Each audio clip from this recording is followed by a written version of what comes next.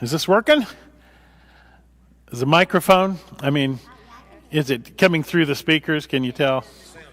Sounds like it is, doesn't it? Okay. I think so. Yeah, I hear the familiar echo back. I'm pretty sure it is. So, well, it seems like it was a long time since we were here, With the weather, it took us two Wednesdays out. And so, that hopefully people haven't forgotten everything we talked about over the last month or so about this story of Saul and David and Samuel and everything else. But kind of remind us where we are. We had finished 1 Samuel chapter 24 is where we had ended 3 weeks ago, I guess, 3 weeks ago. And, just to kind of not recap everything, but Saul, king of Israel, became increasingly jealous and irrational, feeling that David was after his throne, even though David was not. David was loyal. David was not doing anything to try to steal the throne. In the meantime, David had a close relationship with Saul's son, Jonathan. The two of them were closer than brothers, swore loyalty and allegiance to one another, and which set up a crazy sort of dynamic that Saul is the king, Jonathan, his eldest son, would be the natural successor in terms of monarchies. He would be the crown prince, and yet Jonathan, realizes that God's hand is on David, and that David is really the one God has chosen to be the next king or the new king. And so in the midst of that, you'd think they'd be at each other's throats, but they're loyal to one another. And at first, Jonathan can't really believe that his father is out to kill David because David has been so loyal. But finally, Saul flies into a rage at Jonathan and even throws a spear at him. And Jonathan realizes that his father is dead set on seeing David dead. And they part tearfully, and Jonathan just asks that David not, when he comes into his kingship, that he not kill all the family of Saul, which would be the common practice in those times. When a king is overthrown by a king or by someone from another family, the common practice is kill every descendant of the old king so that there can be no threat that they would try to regain the throne. It would be very, very common for a deposed king to have all of his family executed, and that happened all the time up until not that long ago. Historically, until just even a few hundred years ago, that would be the practice to get rid of any potential rivals. But Jonathan asked that David not do that. And if David swears that he would not do that. And then we've been following the last couple of chapters. What happened that was particularly interesting in chapter 24 was that as David is on the run with his men, which is his men are a lot of sort of outlaws and men who were opposed to Saul, and just a various band of men who have gathered themselves to David. They're on the run, and Saul is pursuing them from one place to the next. And as we read last time, Saul went into a cave to relieve himself. And while he was in the cave, that's where David and his men were hiding. And David could have struck down Saul at that very moment. But instead he quietly cut off a little piece of Saul's robe. And then when Saul went and returned his men, David came out of the cave and said, basically, my king, my lord, your life was in my hands today, but I did not strike you down. That should prove my loyalty to you. And Saul basically says, you are more righteous than I, and God is obviously with you, and I know you're going to be king, and some other things that sound like he's come around, but we don't believe it, and for good reason. Saul, even though he has that moment of clarity or self-realization, a moment where he realizes, maybe looks at himself and sees what he's been doing and realizes David is not disloyal. That does not end the conflict. It doesn't end him hunting David down. So David is still on the run with about 600 men from place to place. And we get to chapter 25, and I think one of the more fascinating stories within this of a very smart woman. So let's read chapter 25, 1 Samuel chapter 25. Now Samuel died. All through this, Samuel had still been a figure, his power and influence decreasing as Saul's increased, but Samuel had been alive up to this point. But chapter 25, Samuel died. And all Israel assembled and mourned for him, and they buried him at his home in Ramah. Then David moved down into the desert of Maon. A certain man of Maon, who had property there at Carmel, was very wealthy. He had 1,000 goats and 3,000 sheep, which he was shearing in Carmel. His name was Nabal, and his wife's name was Abigail. She was an intelligent and beautiful woman, but her husband, a Calebite, was surly and mean in his dealings. So this is a man there in Judah, a very wealthy man. I mean, you just think about those flocks, how big they are. 1,000 goats, 3,000 sheep. A very wealthy man, married to a beautiful, intelligent woman, but he is surly and mean. And you might say, why in the world would she marry him? Well, remember, women didn't choose their husbands. Parents chose husbands for their daughters. And here's a wealthy man, a very wealthy man, which would have been, a family would think, oh, well, this is a great match to marry this incredibly wealthy man.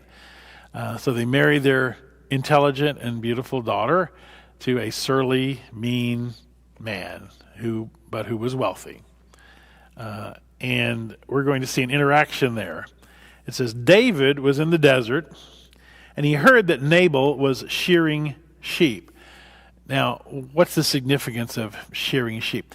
The sheep shearing was kind of a festival time, a time of feasting, a time of celebration, a time, maybe not quite like our Thanksgiving, but maybe somewhat similar to that. It was a celebratory time, the time of the sheep shearing, when often people were very generous and there was a lot of goodwill. And remember, as I've said during lessons, during sermons, during everything else, hospitality is incredibly important in this culture. Hospitality is a sacred responsibility. Hospitality is a given that anyone who is to be respected would be a person of hospitality, especially a wealthy person. A wealthy person was expected to be hospitable and generous and benevolent, and especially to his neighbors and others. And so just keep that in mind, that this is the time of year where benevolence and hospitality and goodwill is all expected. So David understands that it is sheep shearing time and that Nabal, this wealthy man, there is in the middle of the sheep shearing. So he sent 10 young men and said to them, go up to Nabal at Carmel and greet him in my name. Say to him, long life to you, good health to you and your household, and good health to all that is yours. In other words, a very friendly greeting. Now, I hear that it's sheep shearing time. When your shepherds were with us, we did not mistreat them, and the whole time they were at Carmel, nothing of theirs was missing. Ask your own servants, and they'll tell you. Therefore, be favorable towards my young men, since we come at a festive time. Please give your servants and your son David whatever you can find for them. Now, this is implying two things. That David's men, as they're wandering about, had provided some level of protection for Nabal's flocks and herds and herdsmen. Because, we got the Philistines, we got the Israelites, but we also have people like the Amalekites. And they were wandering bands of marauders. They were people who would prey on Philistines, Israelites, whoever else. Come in, steal, kill, kidnap, etc. And so David is saying a couple of things. When my men were in your area, they provided some protection to your property and your men and your livestock. And they did not take advantage of you in any way. They didn't take any of your flock. They didn't take anything from you. It is now this festive time, and the implication is me and my men have been out in the desert from place to place. We need some food. We need some provisions, and basically asking that Nabal would provide some of those provisions for David, this hero of Israel, who conquered the Philistines, and all that. So this is setting up the idea of, greetings, hope you're in good health, etc., etc. We greet you. He sends these young men. Anything you can spare for me and my men, we would greatly appreciate. So, whatever you can find. Verse 9. David's men arrived, and they gave Nabal the message in David's name, and they waited. So they deliver this very friendly greeting, too. Nabal answered David's servant, "Who is this David? Who is this son of Jesse? Many servants are breaking away from their masters these days. Why should I take my bread and water and the meat I've slaughtered for my shearers and give it to men coming from who knows where?" Which is a very, very rude response. Who is David? Well, David is the one who's been the general who's defeated the Philistines. He's a man who has 600 armed men following him. He is famous, and yes, there is probably knowledge that he's on the run from Saul, who, depending on where you get your news, how people feel about Saul, how people feel about this conflict, and whose side they're on, and all kinds of things. But David and his 600 men are asking for some provisions from this incredibly wealthy man. And the answer they give is, "Who are you? I hear some people are, breaking away from their masters. Why would I give you anything? And I don't even know anything about you, or you're from who knows where." So David's young men send a very friendly, polite message, and they are given a very surly and rude message. David's men turned around and went back. When they arrived, they reported every word. David said to his men, "Put on your swords." So they put on their swords, and David put on his. About 400 men went up with David, and 200 stayed with the supplies. What is the implication there?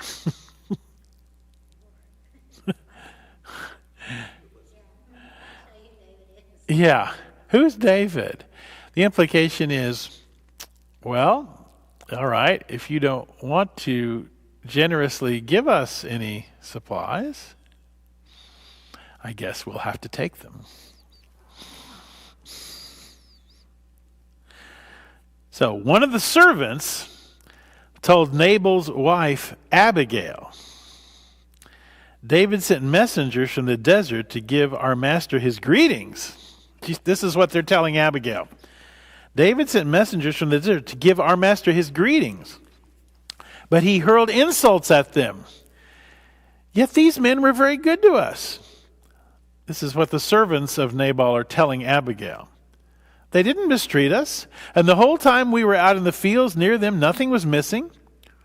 Night and day, they were a wall around us. In other words, they provided protection. And all the time, we were herding our sheep near them. Now think it over and see what you can do, because disaster is hanging over our master and his whole households. He is such a wicked man, and no one can talk to him. So the servants say, David's men have been good to us. They've given us protection. They've never taken anything from us.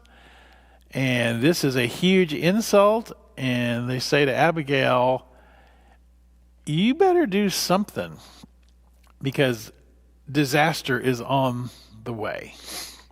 Disaster is coming. So Abigail lost no time.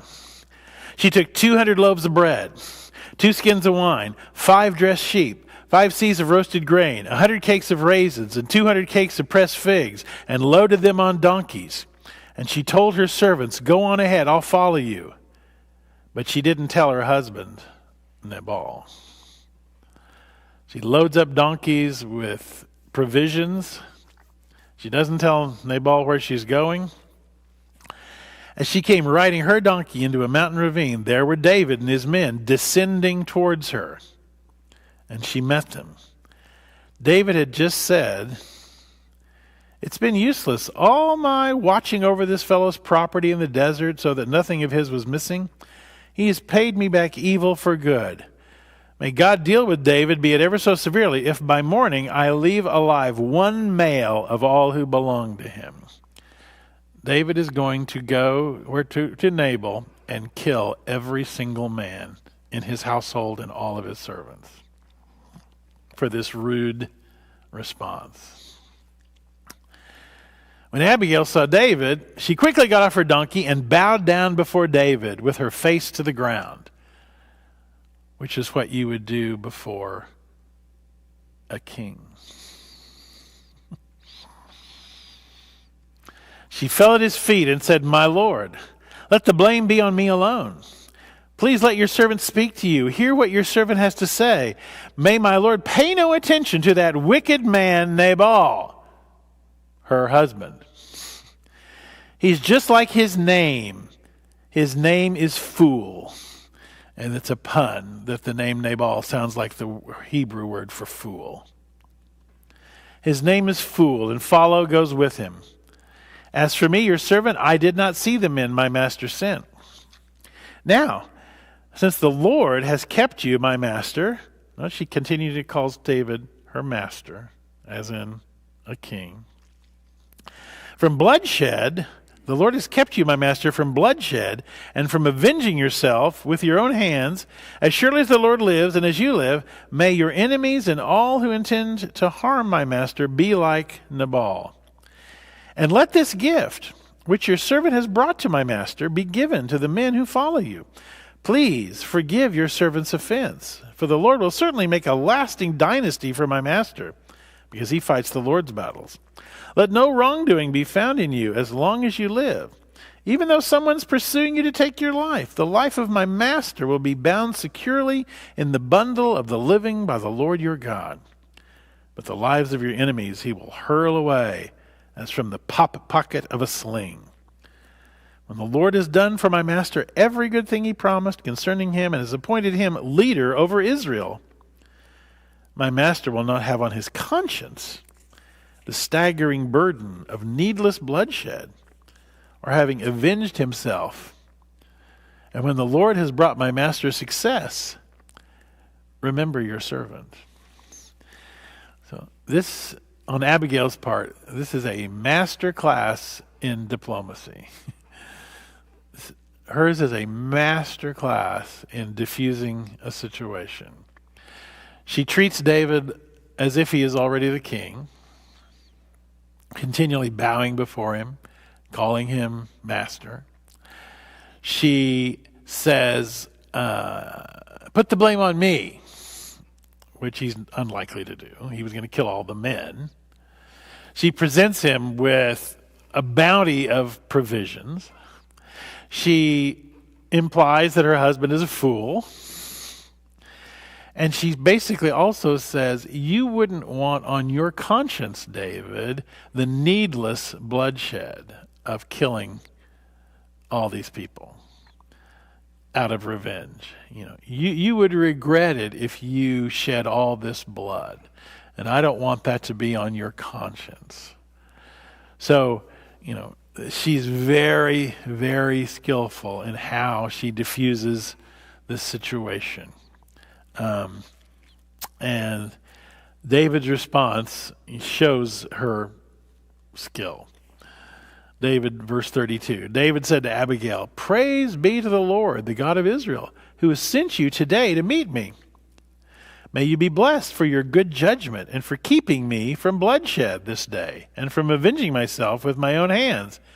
Otherwise, as surely as the Lord, the God of Israel lives, who has kept me from harming you, if you'd not come quickly to meet me, not one male belonging to Nabal would have been left alive by daybreak."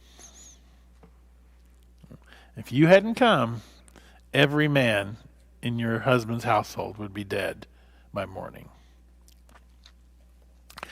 David accepted from her hand what she had brought him and said, "Go home in peace. I've heard your words and granted your request." So, now, what do you think about David's response here? His initial response. That I'm going to kill every single man in this household. Yeah, it doesn't shine greatly on David.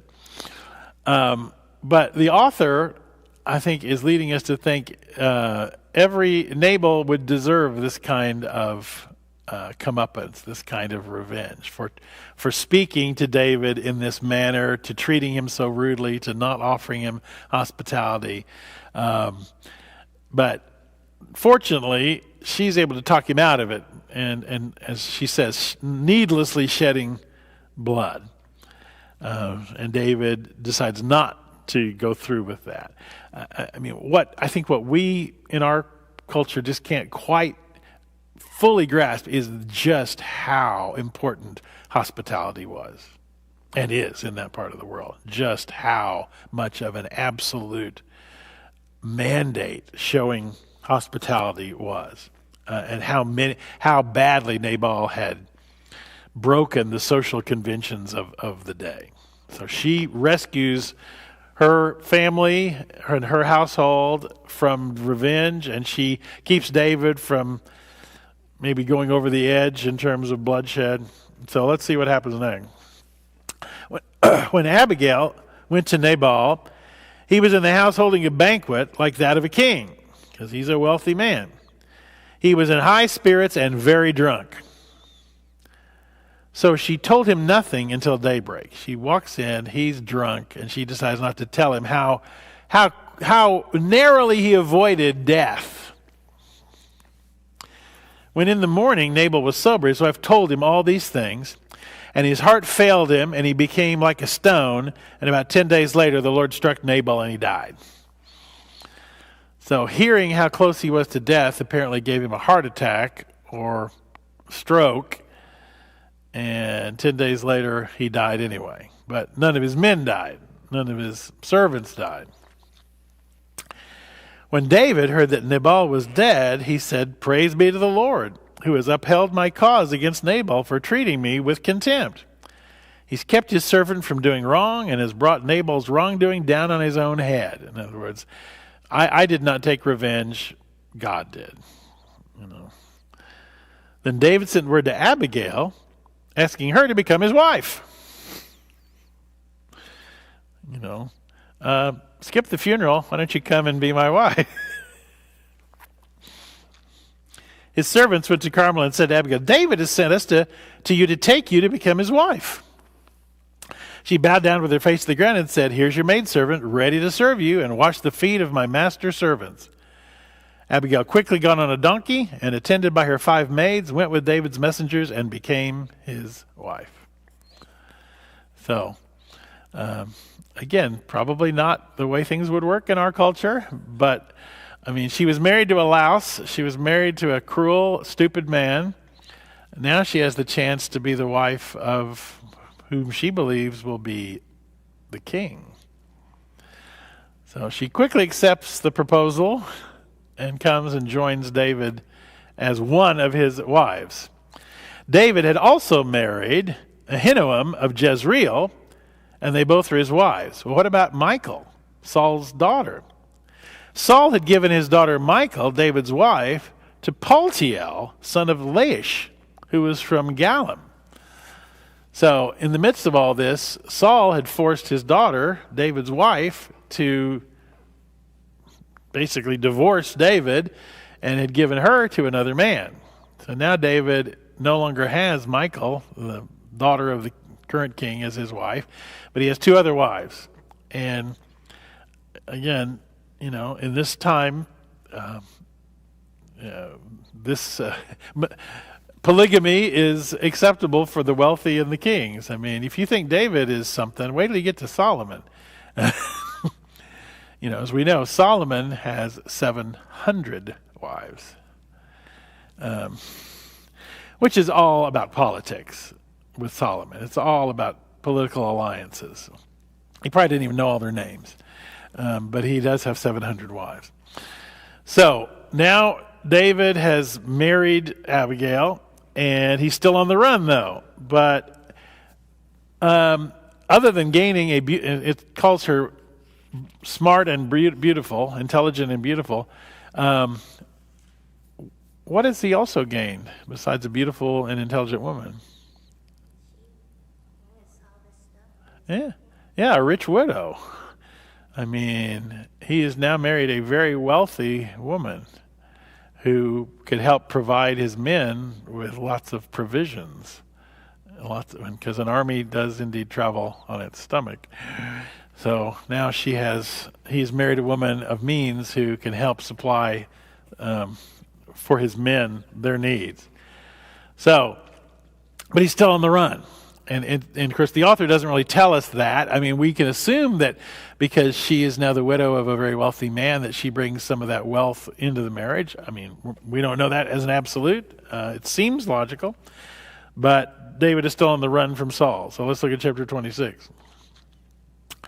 The Ziphites went to Saul at Gibeah and said, "Is not David hiding on the hill of Hakilah, which faces Jessamon?" In other words, some people basically, ratted him out, told Saul where they could find David. So Saul went down to the desert of Ziph with his 3,000 chosen men of Israel to search there for David. So he's been told, this is where you can probably find David and his men. They've been given a clue because, we're talking about the desert. We're talking about, there's no drones to find these people. There's no, there's no satellite imagery to find these people. I mean, you're looking in the middle of a big desert where to find. There's rocks and caves and all kinds of places. I mean, so it's not easy to track somebody down, even 600 men. So he goes down to this desert to try to find David. Saul made his camp beside the road on the hill of Hakilah, facing Jessamon, but David stayed in the desert. When he saw that Saul had followed him there, he sent out scouts and learned that Saul had definitely arrived. So David's aware that Saul has now gotten close to him. David set out and went to the place where Saul had camped. So he's getting close enough to actually see the encampment of all these men. Saul has brought with him 3,000 men. Brought 3,000 men with him. So David spies them out. He saw where Saul and Abner the son of Ner, the commander of his army, had lain down. Saul was lying inside the camp with the army encamped around him. So Saul is in the middle. The soldiers are all arrayed, camped around with Saul in the middle of this encampment.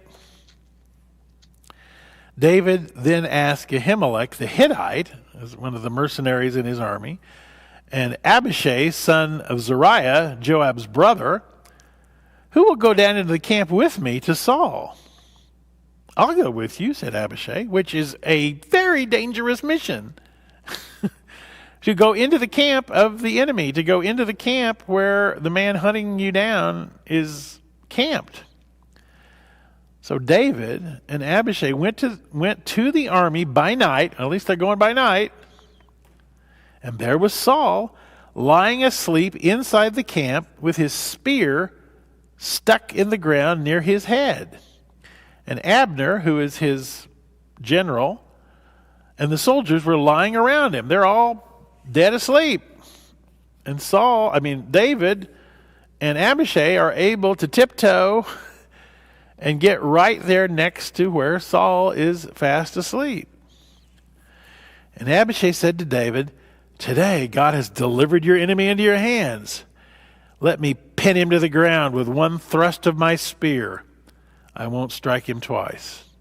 In other words, with one strike of the spear, he'll be dead. I won't have to do it twice. Is this familiar? This is Saul in his hands, part 2. He had him in the cave when Saul went into the cave to relieve himself. Now, there he is, dead asleep, his own spear next to his head, and they're right there. And all it will take is a single stroke of the spear and no more Saul. He says, let me just kill him right now. But David said to Abishai, "Don't destroy him. Who can lay a hand on the Lord's anointed and be guiltless? As surely as the Lord lives," he said, "the Lord himself will strike him. Either his time will come and he'll die, or he'll go into battle and perish. But the Lord forbid that I should lay a hand on the Lord's anointed." So David again refuses to kill the king. David, from the beginning until now, has said, "I am not going to kill the king. I am not a rebel. I have not done anything to try and unseat him or usurp him. That is not who I am or what I've done." And so even though he is, again, put him right in his hands, he's not going to do it. He says eventually he'll either die of old age or he'll die in battle. But eventually he'll die. And he knows that he has been promised by the prophet Samuel, anointed by the prophet Samuel, he will be king someday. David knows he will be king someday. At least that is what he's been told. But he is not going to rush it. He's not going to take matters into his own hands. He says, well, God will make it happen. I'm not going to make it happen. He says, "Now get the spear and the water jug that are near his head, and let's go." So he takes the spear, Saul's spear. He takes Saul's water jug, and they tiptoe back out of the camp. So, verse 12, 26:12, David took the spear and the water jug near Saul's head, and they left. No one saw or knew about it, nor did anyone wake up. They were all sleeping because the Lord had put them into a deep sleep. So, again, the author is attributing some of their very, very deep sleep to God making sure they stayed asleep. Then, verse 13, David crossed over to the other side and stood on top of the hill some distance away, and there was a wide space between them, and he called out to the army and to Abner, son of Ner. He doesn't call out to Saul, he calls out to Saul's general, Saul's commander. He says, "Aren't you going to answer me, Abner?" And Abner said, "Who are you who calls to the king?" And David says to Abner, "You're a man, aren't you? Who's like you in Israel? Why didn't you guard your lord the king?" In other words, how was I allowed to get that close to the king? How did your security fail? How did your protection fail? Aren't you supposed to protect the life of the king? What's wrong with you? You're sleeping on the job. Someone came to destroy your lord the king. What you've done is not good. As surely as the Lord lives, you and your men deserve to die. You did not guard your master, the Lord's anointed. Look around you. Where's the king's spear and water jug that were near his head? In other words, look what I got. How do you think I got this? It was right next to his head. How do you think I got this? You should have been protecting the king. Which is an interesting thing, that David is scolding them for not catching him. David is scolding them for not catching him. It says, Saul recognized David's voice and said, "Is that your voice, David, my son?" Which is always to the end. He still calls David my son. The man he's bound and determined to kill, he still calls him my son. David replied, "Yes, it is, my lord the king." And he added, "Why is my lord pursuing his servant? What have I done? What wrong am I guilty of? Now let my lord the king listen to his servant's words. If the Lord has incited you against me, then may he accept an offering." In other words, if God has decided you are to kill me, then so be it. But, if, however, men have done it, may they be cursed before the Lord. In other words, if God has told you to kill me, well, then thus saith the Lord. But if men have poisoned you against me, if men have whispered in your ear and turned you against me, he says, if men have done it, may they be cursed before the Lord. They have now driven me from my share in the Lord's inheritance and have said, "Go serve other gods." Now, do not let my blood fall to the ground far from the presence of the Lord. The king of Israel has come out to look for a flea, as one hunts a partridge in the mountains. Again, David downplays his own significance. You're the king. Who am I? I'm a flea. I'm a partridge. Why have you mustered all of your forces, thousands of men, to get me? Who am I that the king is coming after me? What have I done to deserve this? What have I done that I'm such a threat to you? It's a similar plea that he made when he had the other chance to kill Saul. And Saul says, verse 26-21, "I've sinned. Come back, David, my son, because you considered my life precious today. I will not try to harm you again. Surely I've acted like a fool and have erred greatly." Yeah, this is kind of what he says when he gets caught like this. This to me is the, the thing it reminds me of is, it's the abusive husband. "Oh, honey, I'll never do it again. Oh, honey, I'll be different. Oh, honey, I'm never going to hit you again. Oh," it's in the moment, "Oh, I'm sorry. You're right. I'm wrong." And then the next day, it's back to what he was before. But he says, "You're right. I'm wrong. I've sinned. You're righteous. I'm not." "Here's the king's spear," David answered. "Let one of your young men come over and get it." So, in other words, I'm not even going to take your spear with me. I'm here. Send one of your boys over to get it. For the Lord rewards every man for his righteousness and faithfulness. The Lord delivered you into my hands today, but I would not lay a hand on the Lord's anointed. As surely as I valued your life today, so may the Lord value my life and deliver me from all trouble." He keeps reminding Saul, "I could have killed you, but I value your life. You are the anointed king. You are the rightful ruler, and I am no threat to you." Then Saul said to David, "May you be blessed, my son David. You will do great things and surely triumph." So David went on his way, and Saul returned home. So now this whole dance between Saul and David has been going on now for a while. David has been on the run. He's gone from place to place to place. He's gathered these men around him, 600 men. He's having to scrape for provisions. He's having to rely on people giving them food and shelter and water. He's never staying in one place for very long. This has been going on, and we're not told exactly a timeline, but you get the impression it's been going on for months and months at least, if not longer. So now David he realizes anywhere he goes, there's probably going to be somebody who's going to reveal his position and rat him out. So he's going to take a different approach now, which seems crazy. But he's done crazy things before, like when he pretended to be crazy, when he pretended to be literally a madman with spittle dripping down his beard, and they said, "Oh, he's a crazy man. He's no threat to us." when he went to the Philistines. He's going to do it again, except with a different approach to how he's going to find a place to hide out for a while, because David is patient. He is not trying to rush his attaining the throne, his attaining the crown. David is patient. But he knows this running around in the desert is not going to, it can't go on forever. He's going to end up dead eventually if he keeps playing this game. So he does something different in chapter 27.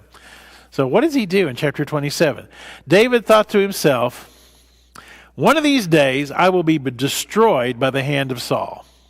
I can't keep ducking him forever.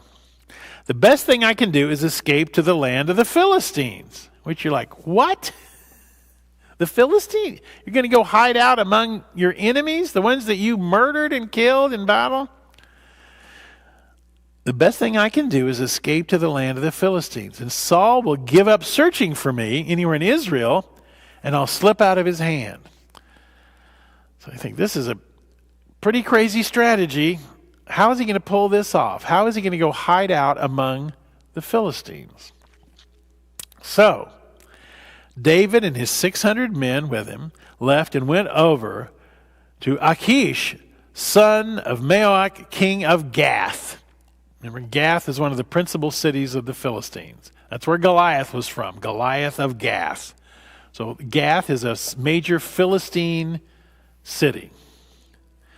David and his men settled in Gath with Achish. Each man had his family with him, and David had his 2 wives, Ahinoam of Jezreel and Abigail of Carmel, the widow of Nabal.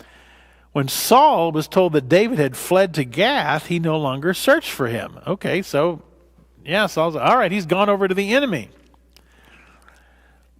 And that's what the king of the Philistines also believes. All right, David has come over to our side. He is now a traitor. He is now going to serve us. Achish, verse 5, David said to Achish, if I've found favor in your eyes, let a place be assigned to me in one of your country towns that I might live there. Why should your servant live in the royal city with you? In other words, I don't need to live here in Gath. I need to live in a little village somewhere with me and my men. So on that day, Achish gave him Ziklag, and has belonged to the kings of Judah ever since. David lived in Philistine territory a year and 4 months. So he lives there among the Philistines for 16 months. Now, how is he able to pull this off? You have to read the names of the places carefully. David and his men went up and raided the Gerushites, the Girzites, and the Amalekites. From ancient times, these people had lived in the land extending from Shur to Egypt.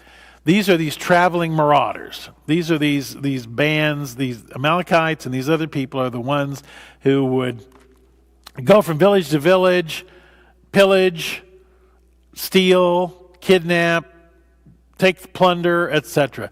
David and his men are attacking them and bringing back plunder, bringing back the things that they take from these marauding bands.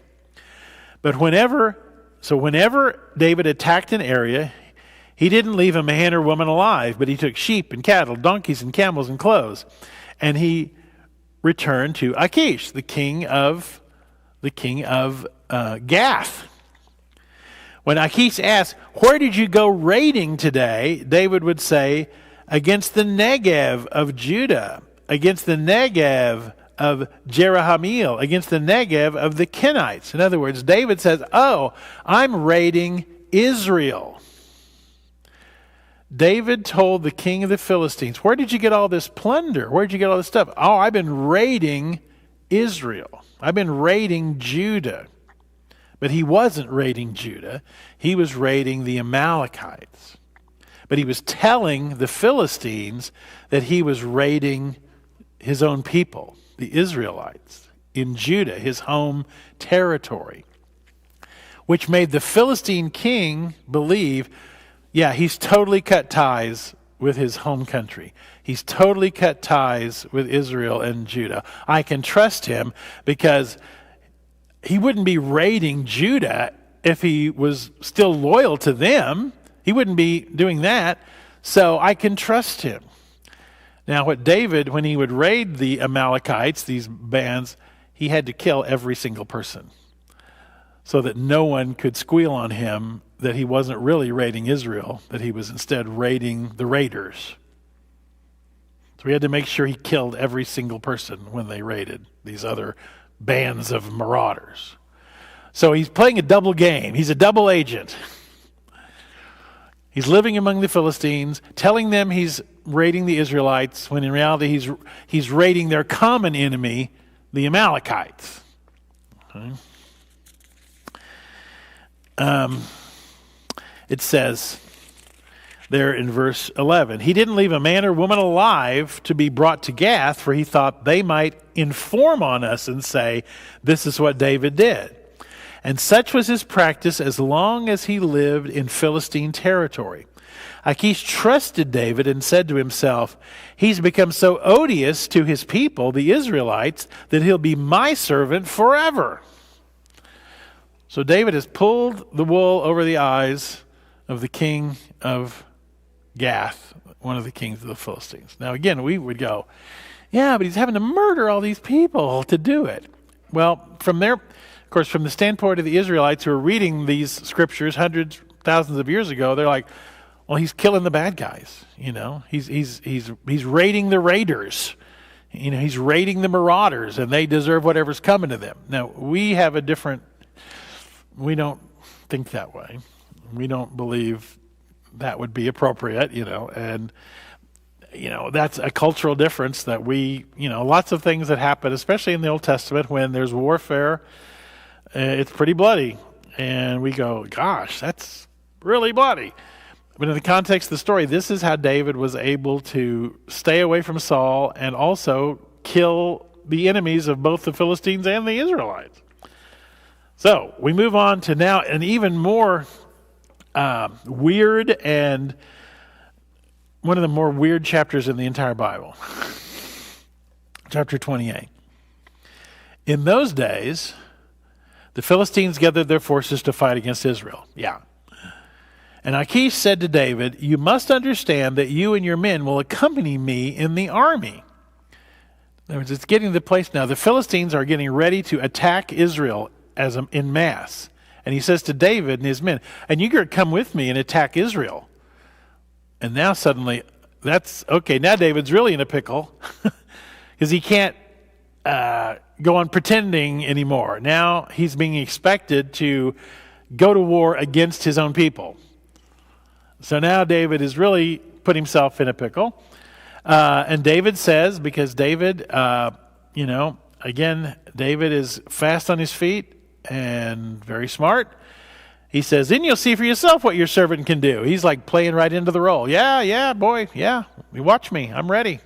He's not showing any hesitation. Sure. And Achish says, very well, I'll make you my bodyguard for life.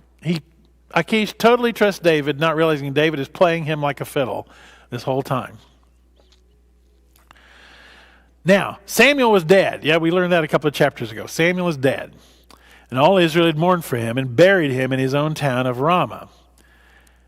And Saul had expelled the mediums and the spiritists from the land.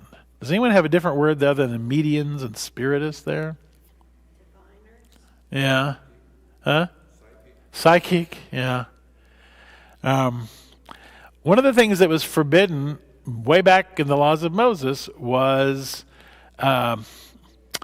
anything that we would call like, magic, mediums. You picture the lady with the crystal or the crystal ball, the gypsy lady and the seances and things like that. That's kind of what we're picturing, the idea of somebody who could call up the dead, speak with the voice of the dead person, in a seance.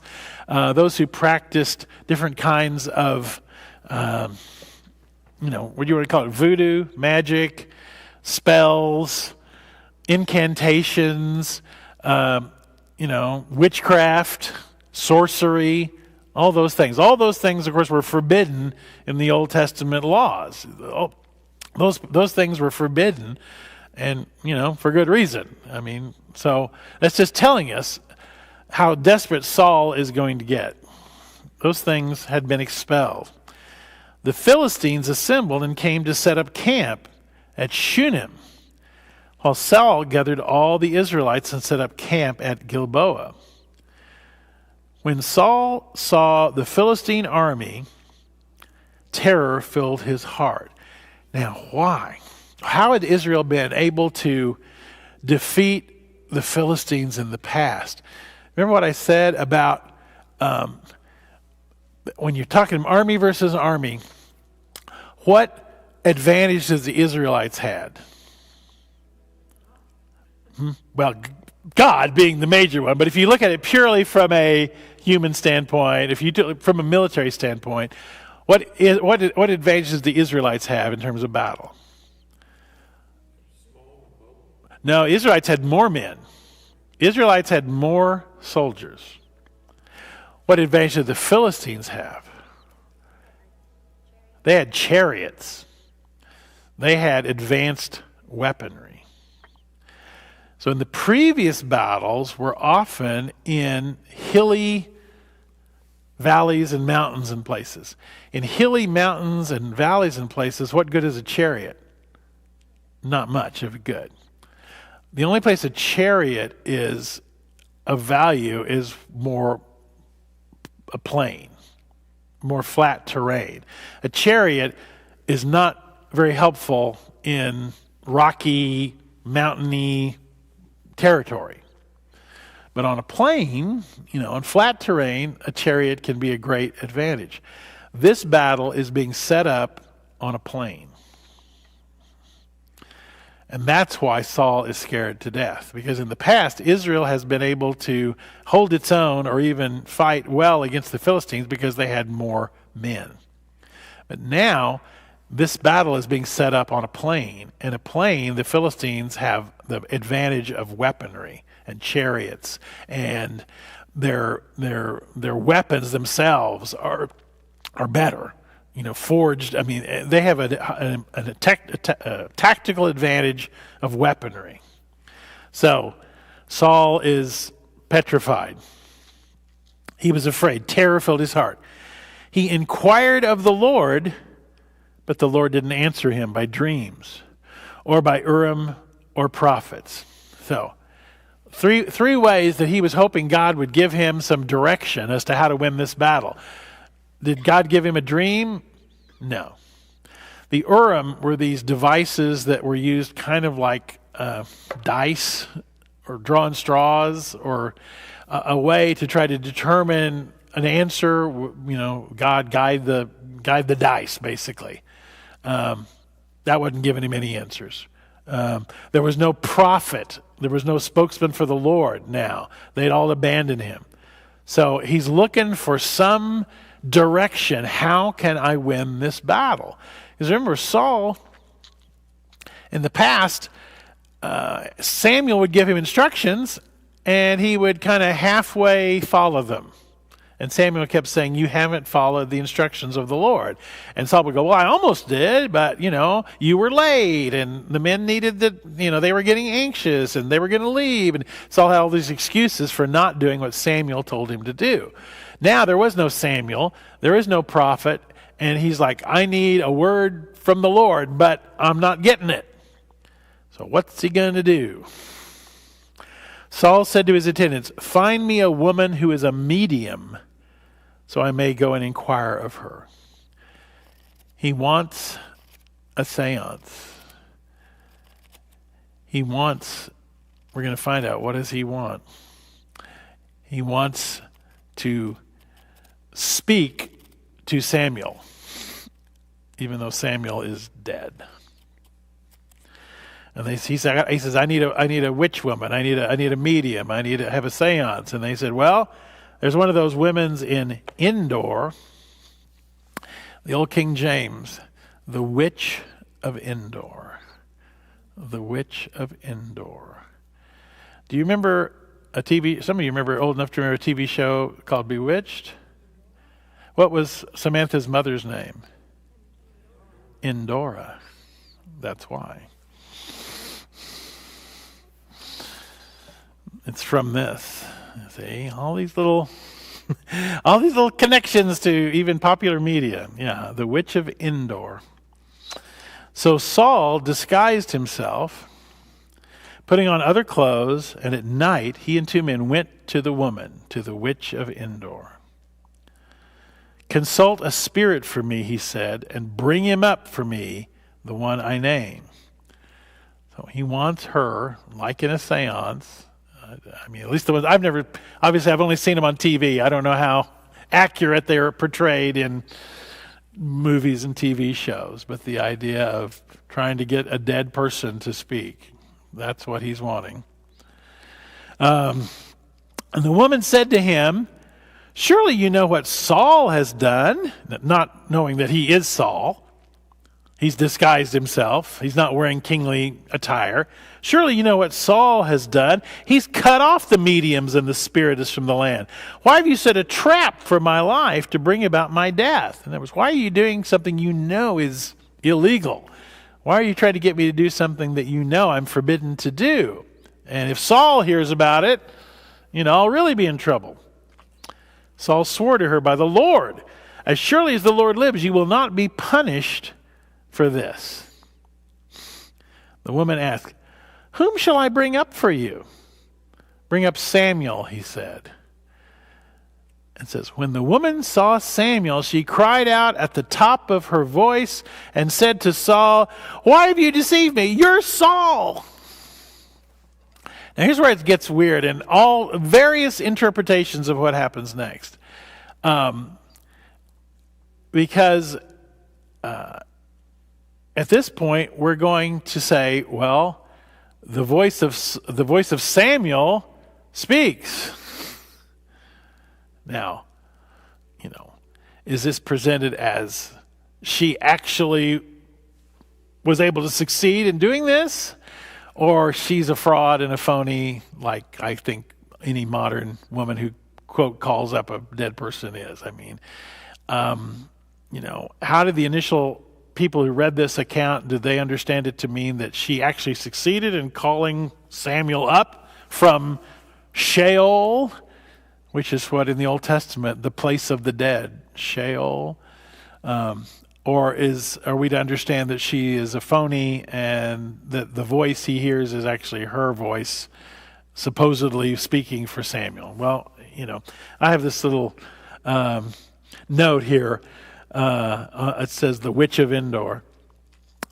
Consulting a medium or a spiritist was forbidden, and it mentions the places where it is forbidden. It's forbidden in Leviticus 20, verse 6 and verse 27. It's forbidden in Deuteronomy 18, 10 through 12. These are the places where the Old Testament forbids this kind of activity, as Saul well knew. Earlier, he had banned mediums in the kingdom. But through his disobedience, Saul had lost contact with God and was desperate to know the future. Whether Samuel actually appeared or whether the woman faked it, the results were the same. So here's how it's presented that she calls up Samuel. So she says, she knows that he is Saul. And the king said to her, verse 13, don't be afraid. What do you see? The one said, I see a spirit coming up out of the ground. What's he look like? An old man wearing a robe is coming up. That would describe a whole lot of people, wouldn't it? A whole lot of people. An old man in a robe. I mean, everybody wore robes, so basically an old man. So it's not very descriptive of what Samuel looked like. She says it's an old man in a robe, and Saul knew it was Samuel. So again, you're like, it's pretty loose. It's kind of like when you read horoscopes, which, by the way, those are forbidden in the Bible too. Astrology is forbidden, horoscopes are forbidden, all that stuff. But if you read your horoscope, I don't think it's anything that God is going to get really upset about. It's especially if it's this kind of a, harmless, like a fortune cookie kind of thing. But you notice how they're always so general. They're not very specific, any of those things. They're always like, tomorrow, someone will meet you. Or, there are things like, that could apply to lots of stuff. Anyway, so an old man in a robe. Okay, an old man in a robe. Saul knew it was Samuel, and he bowed down and prostrated himself with his face to the ground. Samuel said to Saul, "Why have you disturbed me by bringing me up?" Again, is he speaking through the woman? How is this happening? We're kind of left to interpret it however. "I'm in great distress," Saul said. "The Philistines are fighting against me, and God has turned away from me. He no longer answers me, either by prophets or by dreams, so I've called on you to tell me what to do." He's so desperate to get some sort of message that he's now turned to something he knows is wrong, forbidden. And here's the answer that Samuel, or the woman, or some combination thereof, gives him. "Why do you consult me now, that the Lord has turned away from you and become your enemy? The Lord has done what he predicted through me. The Lord has torn the kingdom out of your hands and given it to one of your neighbors, to David. Because you did not obey the Lord or carry out his fierce wrath against the Amalekites, the Lord has done this to you today. The Lord will hand over both Israel and you to the Philistines. And tomorrow you and your sons will be with me. The Lord will also hand over the army of Israel to the Philistines." So he says bluntly, you and your sons are going to die tomorrow in battle. Immediately Saul fell full length on the ground, filled with fear because of Samuel's words. His strength was gone, for he had eaten nothing all that day and night. When the woman came to Saul and saw that he was greatly shaken, she said, "Look, your maidservant has obeyed you. I took my life in my hands and did what you told me to do. Now, please listen to your servant and let me give you some food so you may eat and have the strength to go on your way." He refused and said, "I will not eat." But his men joined the woman in urging him, and he listened to them, and he got up from the ground and sat on the couch. And the woman had a fatted calf at the house, which she butchered at once, and she took some flour and kneaded it and baked bread without yeast, and she set it before Saul and his men, and they ate. And that same night they got up and they left. So he's been told, tomorrow the battle against the Philistines are going to win the battle, and you and your sons are all going to be killed. Not what he was wanting to hear, not the message he was hoping to hear. So he now, well, okay, tomorrow, battle. So, meanwhile, let's see what's happened with David. Because remember, the king of the Philistines has said to David and his men, "And you're going to come with us and fight against the Israelites," remember? And how's David going to squirm out of that? The Philistines gathered all their forces at Aphek, and Israel camped by the spring in Jezreel. As the Philistine rulers marched with their units of hundreds and thousands, David and his men were marching at the rear with Achish. The commanders of the Philistines asked, "What about these Hebrews?" And remember, David has been under the auspices of the king of Gath. As we learned earlier, the Philistines, there are 5 principal cities of the Philistines, Gath being one of the 5 principal cities. Each one had its own king. And so the king, there's not one unifying king of all Philistines. There are 5 kings of the Philistines in the 5 major cities. And David has been fooling and pretending to be loyal to one of those kings, the king of Gath. So now, all the armies of the Philistines of the 5 cities and the towns have all gathered together to go now and go fight against Israel. And David and his 600 men are kind of at the back of the back. And you can kind of imagine David's mind is going, how am I going to get out of this one? So the commanders of the rest of the 4 other cities see David and his men and go, aren't these Israelites? Aren't these Hebrews? Why are they with us? Why are they on our... What's going on here? And Achish, king of Gath, replied, is this not David, who was an officer of Saul, king of Israel? He's already been with me for over a year. And from the day he left Saul until now, I've found no fault in him. He's been doing great stuff. But the Philistine commanders were angry with him and said, send the man back, that he may return to the place you assigned him. He must not go with us into battle, or he'll turn against us during the fighting. How better could he regain his master's favor than by taking the heads of our own men? Isn't this the David they sang about in their dances? Saul has slain his thousands and David his tens of thousands. They have a long memory. It's not been that long since David was killing us. So Achish called David and said to him, as surely as the Lord lives, you've been reliable, and I would be pleased to have you serve with me in the army. From the day you came to me until now, I have found no fault in you, but the rulers don't approve of you. Turn back and go in peace. Do nothing to displease the Philistine rulers. They don't trust you to go with us. So why don't you just go back to the town I gave you, and we don't need your 600 really. We're good. So what have I done? Asked David. What have you found against your servant from the day I came to you until now? Why can't I go fight against the enemies of my lord the king? Here David is talking about playing the part. It's like, David, take the win at this point. He's letting you loose. He's letting you go back. You don't have to fight. But David's acting like, oh, well, I'm happy to go. I'm loyal to you. He's playing the part right up to the edge. And Achish says, I know that you've been as pleasing in my eyes as an angel of God. Nevertheless, the Philistine commanders have said he must not go up with us into battle. Now, get up early, along with your master's servants who've come with you, and leave in the morning as soon as it's light. So this is how David gets out of fighting against his own men.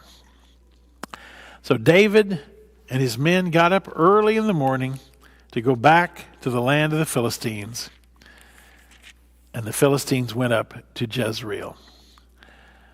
So, just a little bit more in chapter 30. And in case you're wondering, we're going to keep going into 2 Samuel too. So we're not done when we get to the end of 1 Samuel. We're going to go on into 2 Samuel too. So David and his men reached Ziklag, which is this town, remember, that they were given by the king of Gath to settle in. They reached Ziklag on the third day. Now the Amalekites, these desert raiders, the Amalekites had raided the Negev and Ziklag. They had attacked Ziklag and burned it, and had taken captive the women and all who were in it, both young and old. They killed none of them, but they carried them off as they went on their way.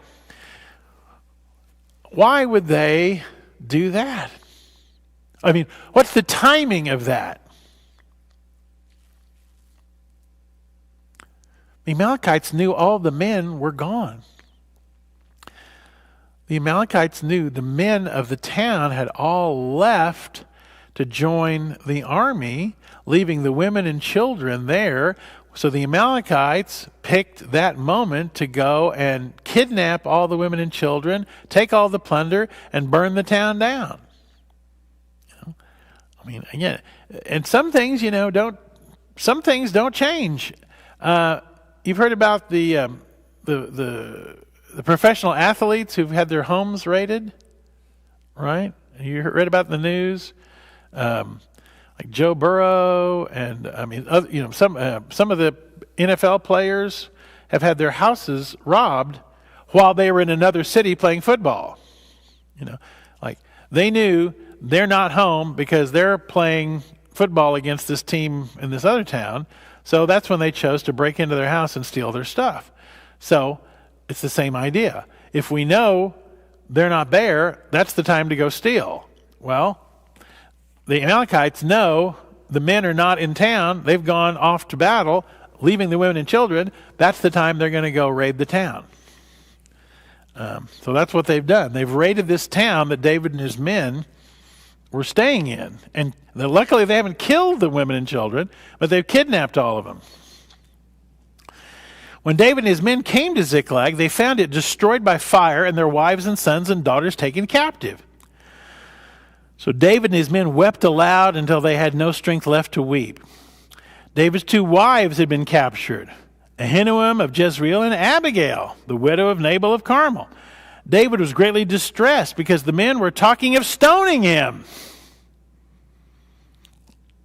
He's the one who got him into this. This is how quickly things can turn. These are the loyal soldiers of David.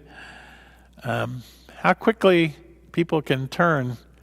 It makes you think of the people who on Palm Sunday greeted Jesus with a hero's welcome, and 5 days later we're chanting, "Crucify, crucify, crucify." So now they're thinking of stoning David. Each one was bitter in spirit because of his sons and daughters, but David found strength in the Lord his God. David said to Abiathar the priest, the son of Ahimelech, "Bring me the ephod." This is this priestly thing that went over the priest. David inquired of the Lord, "Shall I pursue this raiding party? Will I overtake them?" "Pursue them. You will certainly overtake them and succeed in the rescue." So David and the 600 men with him came to the Besor ravine, where some stayed behind. 200 men were too exhausted to cross the ravine. David and 400 men continued the pursuit. And they found an Egyptian in a field and brought him to David. Gave him water to drink and food to eat, part of a cake of pressed figs and 2 cakes of raisins. He ate and was revived, for he had not eaten any food or drunk any water for 3 days and 3 nights. David said to him, "To whom do you belong? Where do you come from?" "I'm an Egyptian, the slave of an Amalekite. My master abandoned me when I became ill 3 days ago. We raided the Negev of the Kerethites and the territory belonging to Judah and the Negev of Caleb, and we burned Ziklag." David asked him, "Can you lead me down to the raiding party?" He answered, "Swear to me before God that you won't kill me or hand me over to my master, and then I'll take you down to them." So now they've got somebody who can lead them to where the women and children have been taken, this Egyptian slave. He led David down, and there they were, scattered over the countryside, eating, drinking, and reveling because of the great amount of plunder they had taken from the land of the Philistines and from Judah. David fought them from dusk until the evening of the next day, and none of them got away, except 400 young men who rode off on camels and fled. David recovered everything the Amalekites had taken, including his 2 wives. Nothing was missing, young or old, boy or girl, plunder, or anything else they had taken. David brought everything back.